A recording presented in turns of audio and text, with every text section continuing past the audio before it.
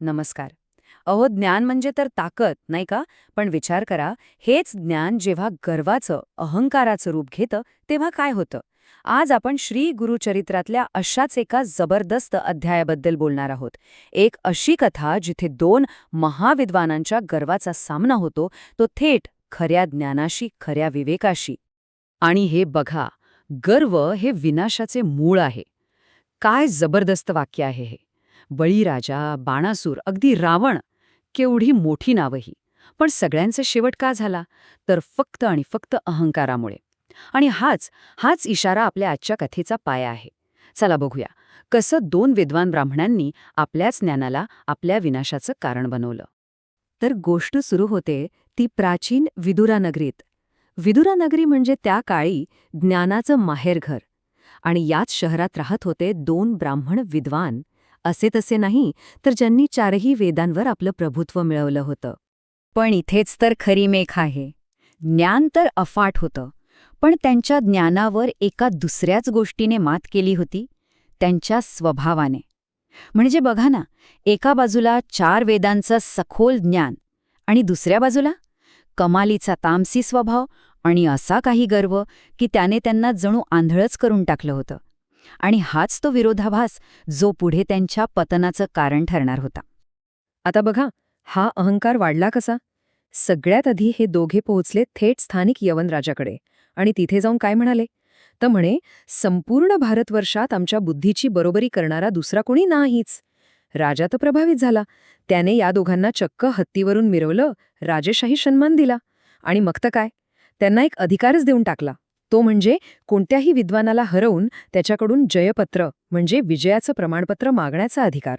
आता राजाचाच पाठिंबा मिळाल्यावर काय विचारता? यांचा अहंकार आणखीनच फोफावला. मग निघाले हे दोघे गावोगावी विद्वानांना हरवायला आणि त्यांचा अपमान करायला. आणि मग त्यांचा हा विजयाचा प्रवास त्यांना घेऊन आला कुमसी गावात. पण इथे त्यांची गाठ अशा व्यक्तीशी पडणार होती जे त्यांचं नशीब, त्यांचं भविष्य, सगळं काही कायमचं बदलणार होते. त्यांचं नाव होतं त्रिविक्रम भारती. आता हे त्रिविक्रम भारती होते तरी कोण? तर ते होते एक मोठे विद्वान संन्यासी, ज्ञानाचा, अभ्यासाचा महासागर. पण सगळ्यात महत्वाचं म्हणजे ते श्रीगुरूंचे म्हणजेच श्री नृसिंह सरस्वतींचे एक अत्यंत नम्र आणि परमभक्त होते. म्हणजे अगदी त्या दोन ब्राह्मणांच्या विरुद्ध. जिथे त्यांच्याकडे गर्व होता, तिथे यांच्याकडे ज्ञानाला नम्रतेची जोड होती. पण त्या अहंकारी ब्राह्मणांना हे थोडीच दिसणार होतं. त्यांनी त्रिविक्रम भारतींना एक ऋषी म्हणून नाही, तर आपला पुढचा बळी म्हणून पाहिलं. आणि त्यांचं आव्हान कसं होतं? एक तर आमच्याशी वादविवाद करा, नाहीतर तुमचा पराभव मान्य आहे असा पत्र लिहून द्या.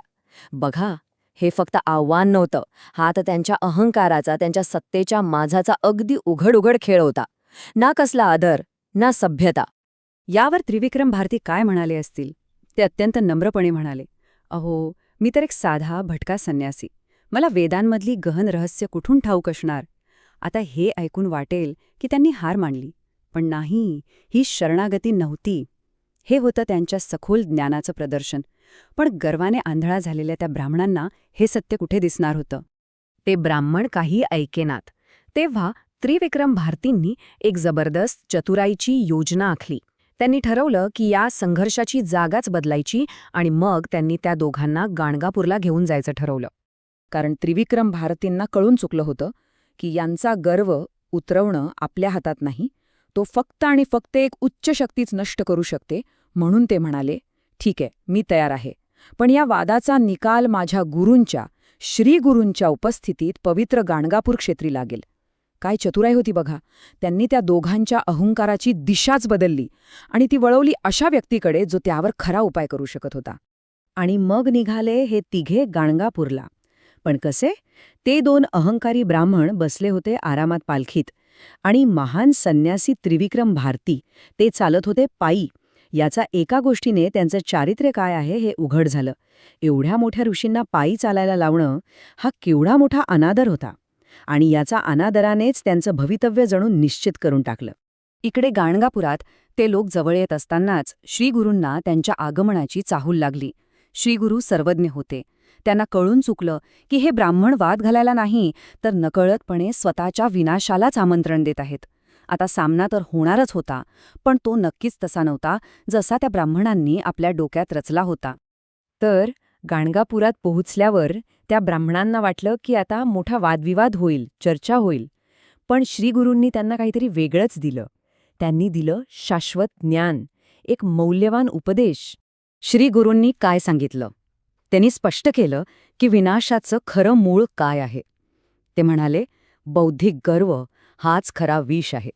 तो तुम्हाला मोठेपणाकडे नाही, तर थेट विनाशाकडे घेऊन जातो.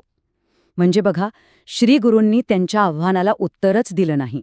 त्यांनी थेट त्यांच्या आध्यात्मिक आजाराच्या मुळावरच घाव घातला. आणि आपली गोष्ट पटवून देण्यासाठी श्रीगुरूंनी पुराणांमधली उदाहरणं दिली. सामर्थ्यवान बळीराजा, शक्तिशाली बाणासूर आणि लंकेचा दशानंद रावण यांच्याकडे काय कमी होतं? प्रचंड शक्ती होती, पण गर्वाने, फक्त आणि फक्त गर्वाने या सगळ्यांचा नाश झाला. आणि मग श्रीगुरूंनी एक असा प्रश्न विचारला ज्याने त्यांना आरसाच दाखवला. ते म्हणाले, अहो, जिथे साक्षात ब्रह्मदेव आणि महर्षी व्यासांना सुद्धा वेदांचा अंत लागला नाही, तिथे एका सामान्य माणसाच्या ज्ञानाची काय कथा? हा होता त्यांचा शेवटचा पण सगळ्यात मोठा धडा.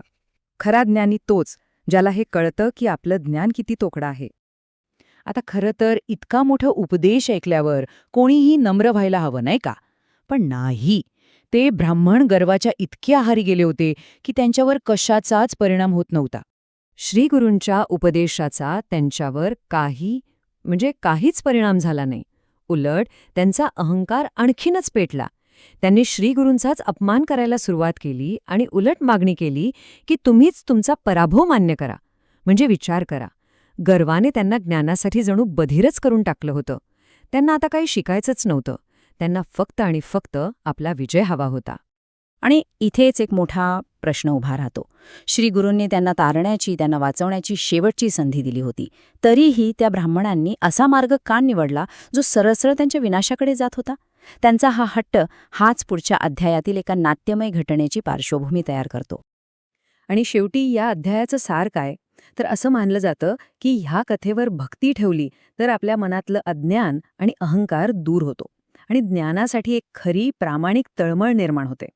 थोडक्यात काय, तर ही कथा ऐकणं, वाचणं हा सुद्धा एक आध्यात्मिक अभ्यासच आहे जो आपल्याला खरी नम्रता शिकवतो.